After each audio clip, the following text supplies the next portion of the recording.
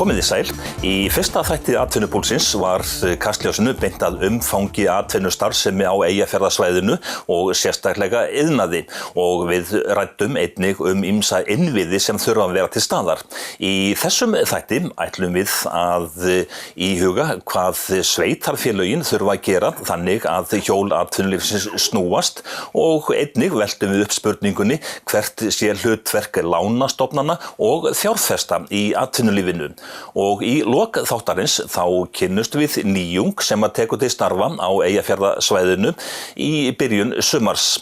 En við byrjum á því að ræða við framkvæmdastjóra Samtaka iðnaðarins stöðuna í atvinnumálum á Eyjafjarðarsvæðinu og þá sérstaklega þegar horft til innviða.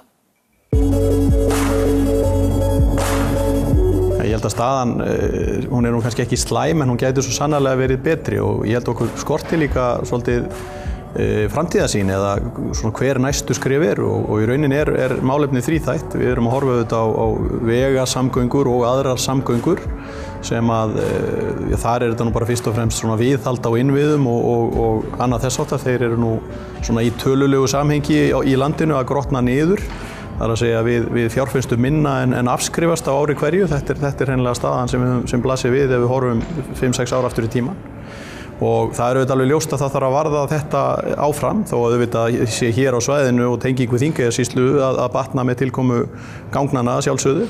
En við horfum á samgönguþáttinn og það mætti svona vera skýrari framtíðarsýn gagnvart honum og auðvitað verðum við að horfast í augu við það að vegirnir eru meira notaðir til flutninga en áður var.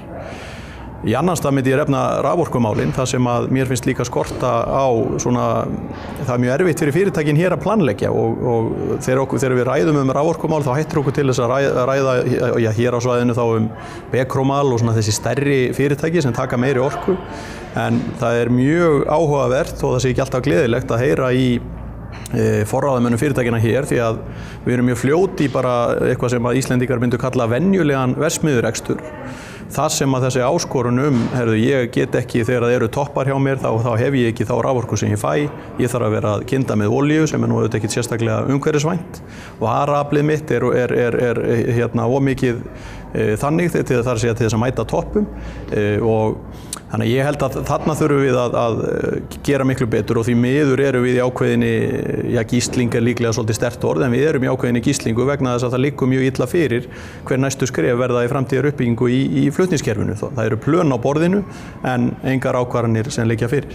Í þriðja lagi þá auðvitað svona til móts við nýja tíma snýst þetta gagnaflutninga að það er gríðarlega mikilvægt fyrir nútíma iðnað og raunverulega bara fyrir nútíma viðskipti að tengingar séu góðar og það séu ekki takmarkanir á flutningsgetu og svona gagnamagni getum við sagt og þetta held ég að verði þó að geti tekið ákveðin tíma að ná því fram ótrúlega mikilvægt í uppbyggingu viðskipta og iðnaðar á svæðum eins og Eyjafjarðarsvæðinu og víðar á Íslandi vegna þess að tækifærin eru takmarkalausari þegar að við höfum gögnin og gagnagetuna til staðar.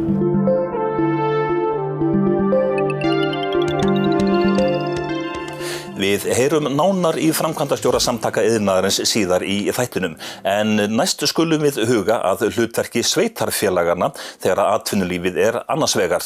Svanfríður Jónasdóttir, ráðgjafi á Dalvík, þekkir vel til í þessum efnum. Svanfríður, hvað þurfa sveitarfélög að gera til þess að hjól atvinnulífsins nái nú að snúast? Það er kannski gaman að byrja á því að geta þess að sveitarfélögin sjálfur eru auðvitað mjög stóru atvinnurekandi. Þau eru auðvitað að veita mjög svona víðtæka velferðarþjónustu, skóla, leikskóla og allt það sem er mikilvægt fyrir atvinnulífið. Auk þess sem að þau eru auðvitað með fyrirtæki á sínum snærum sem eru með hafnir mögulega, veitur og annað sem að býr til þessa grunngerð sem er mikilvæg fyrir annað atvinnulíf. Þetta verður alltaf að ganga, þetta verður alltaf að vera góður rekstur hjá sveitarfélögunum og þetta verður alltaf að ganga til þess að annað atvinnulíf geti síðan dafnað.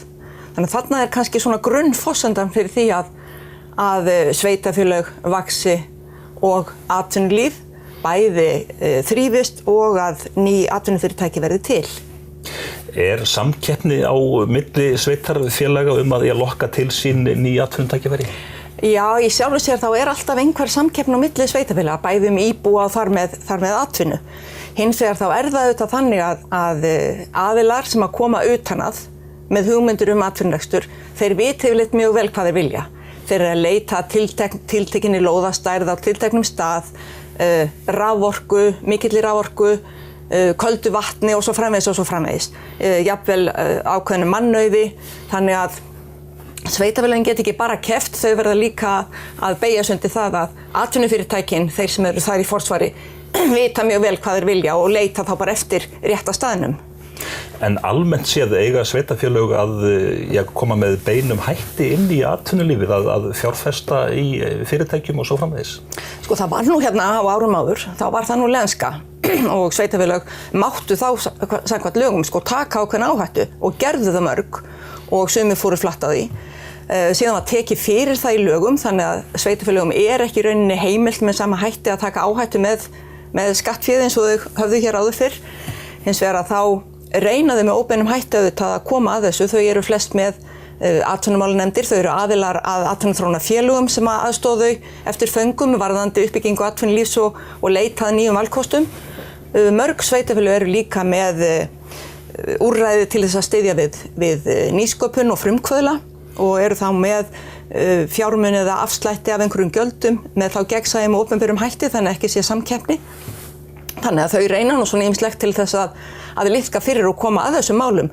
Síðan auðvitað má ekki vanmeta það að sveitarfélög getur þetta tekið höndum saman eða reynt að hafa áhrif á löggjafann, reynt að hafa áhrif á þá sem að hafa meira með þessa umgjörð alla að gera, til þess að reyna að þoka málum í þá átt að auðveldara verði fyrir tiltekin atvinnufyrirtæki að slá sig niður.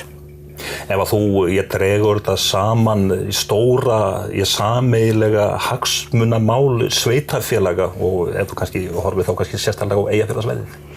Sko, Eyjafjarðarsvæðið hefur auðvitað sömu hagsmuni og aðrir að því að hér sé stöðugt efnahagslíf, vextir verði lægri og gengi sé stöðugt, en fyrir okkur hér að þá raforkan stóra málið.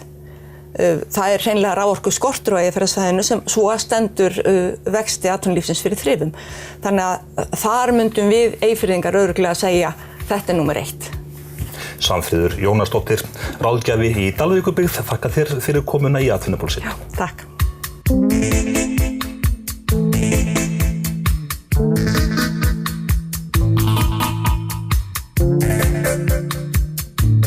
Atvinnulífið þrífst almennt ekki nema fjármagn sé fyrir hendi.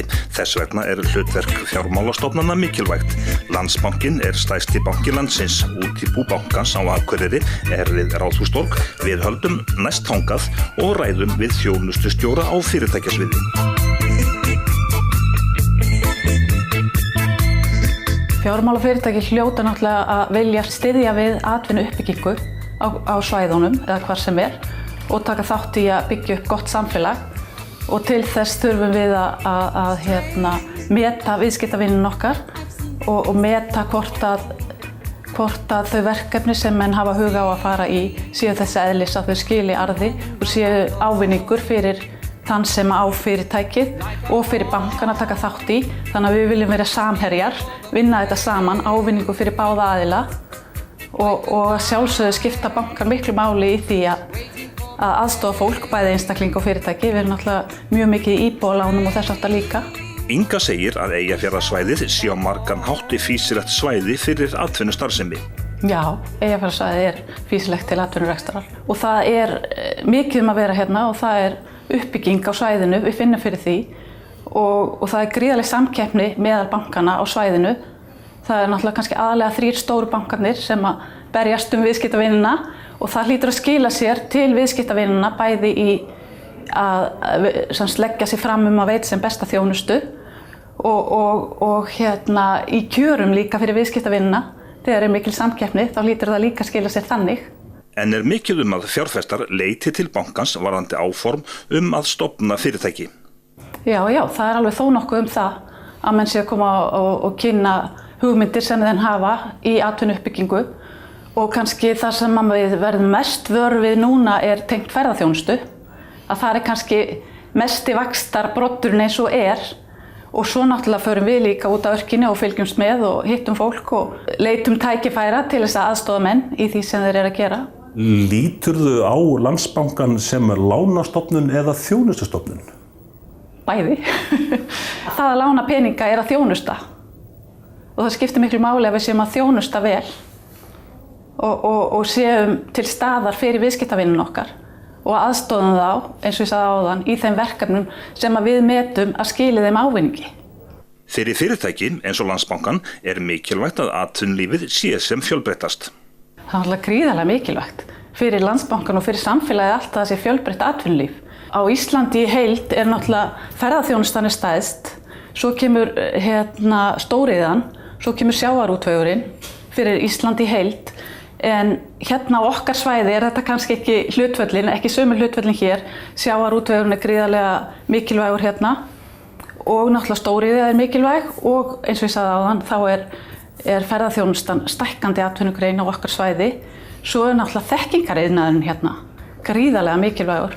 Háskólinn og tölvufyrirtækin og þekkingafyrirtækin að gera rosalega flotta hluti hérna.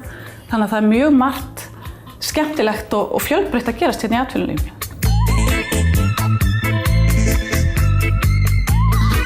Við skulum biðja Ingu að leggja mat á væntingavísitöluna í atvinnulífinu á Eyjafjarðarsvæðinu þessar mundir.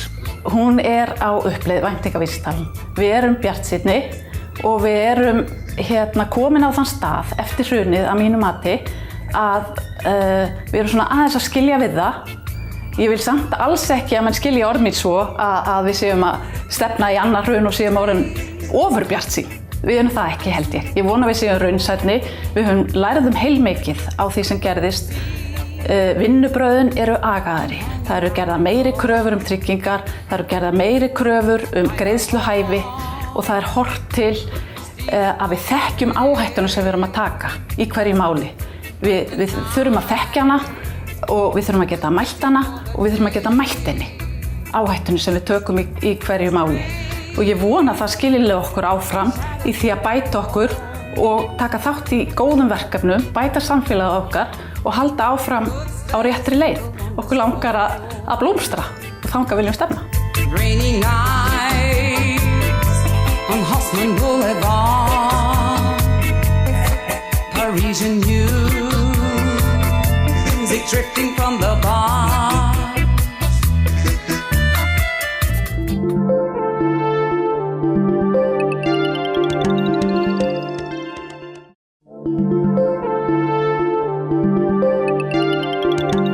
Já, fjármálakerfið hefur mikið að segja þegar að atvinnulífið annars vegar. En næst skulum við huga að fjárfestum.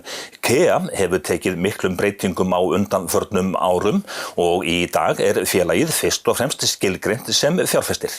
Halldór Jóhannsson, framkvæmdastjóri KEA, þetta ekki rétt hjá mér að KEA í raun og veru bara fjárfestir? Jú, þetta ágætis lýsing á félaginu í stuttu máli.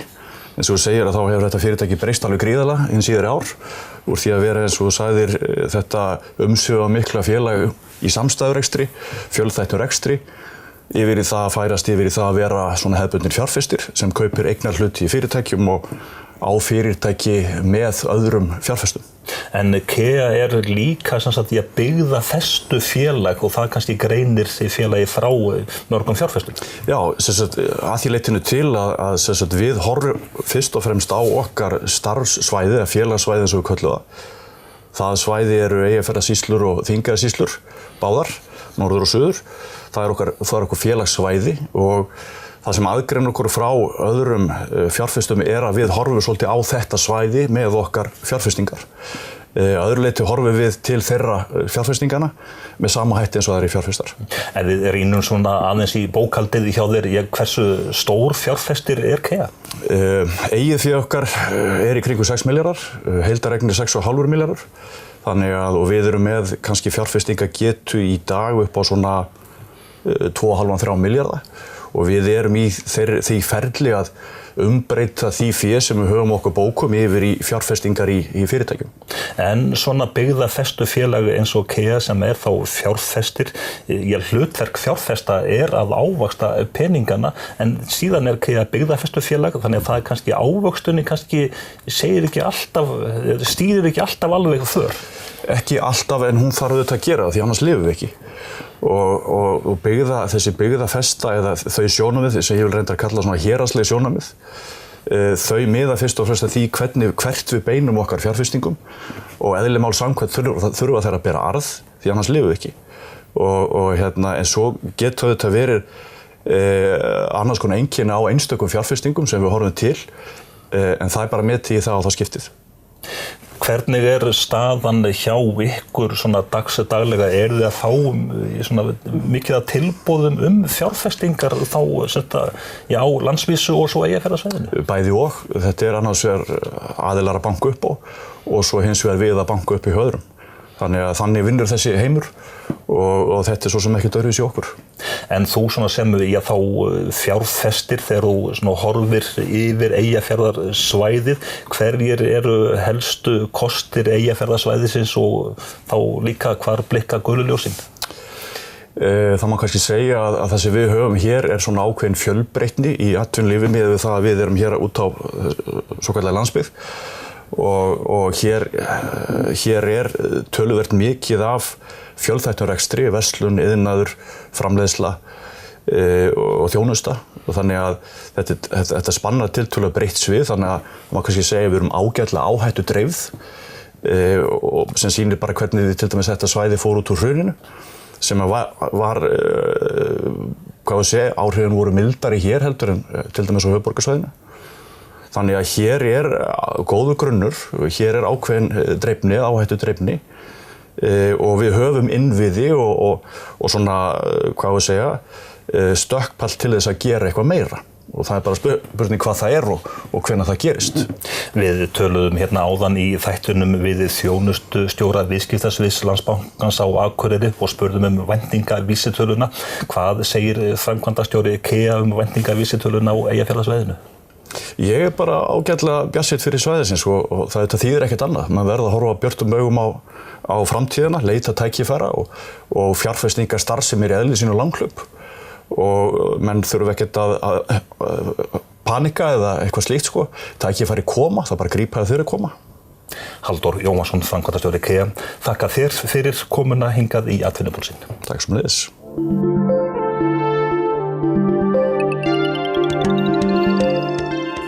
Áfram höldum við hér í Atvinnupúlsinum þar sem kastljósinu sérstaklega beint að atvinnumálum á Eyjafjarðarsvæðinu.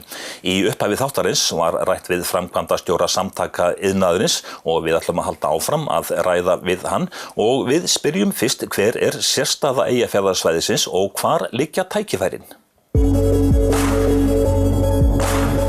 Ég held að sagan hér togi mjög sterkt. Hér auðvitað mjög sterk iðnaðarsaga og hér ótrúlega fjölbreytt flóra iðnfyrirtækja.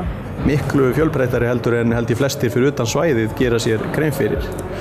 Og síðan auðvitað held ég að það sem við höfum hér líka svona kannski það sem maður má sletta krítískur massi. Hér þegar allt tekið saman og sérstaklega við tegjum okkur kannski yfir í Þingeyjarsýsluna líka, það stór vinnumarkaður að hann rúmar ágætlega nokkuð stórar einingar. Þannig að ég held að sóknartækifærið liggi ekki í of stórum einingum, ef ég má orða það þannig, heldur fyrst og fremst að hér rými fyrir svona millistórar einingar í auknum mæli sem geta þá sérhæft sig í matvælum, málmiðnaði, þekkingariðnaði, byggingariðnaði eða hverju nafni sem þetta kann nú að nefnast.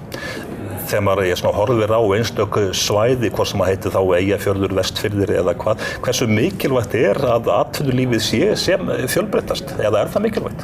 Það rosalega mikilvægt og auðvitað sjáum við dæmin hér algjörlega skýr. Nábýli sjávarútvegs og iðnaðar auðvitað mjög áberandi hér á svæðinu. Nábýli orku og iðnaðar líka mjög áberandi. Þannig að fjölbreytnin yfirleitt kallar fram lausnir og gerir það líka að verkum sem við sjáum auðvitað hér á svæðinu að svona fyrirtækin þurfa að vera úrræðagóð. Yfirleitt eru sambærileg fyrirtæki erlendis miklu sérhæfðari, vinna bara í ykkur einu og það sjaldnast veruleikin sem við getum gert hér leyft okkur að horfa til hér á Íslandi því að einingarnar eru það litlar og þá auðvitað samnyti við aðra oft, þar verður kveikjað hugmynd sem gengur upp og gerir það kannski að verkum að það ekstra grundvöllur fyrir 20-30 manna fyrirtæki en ekki bara 10-15 manna fyrirtæki sem væri hugsanlega miklu verð statt og verð í stakk búið til þess að til dæmis takast bara á við, við getum kallað eðlilega sveiflur.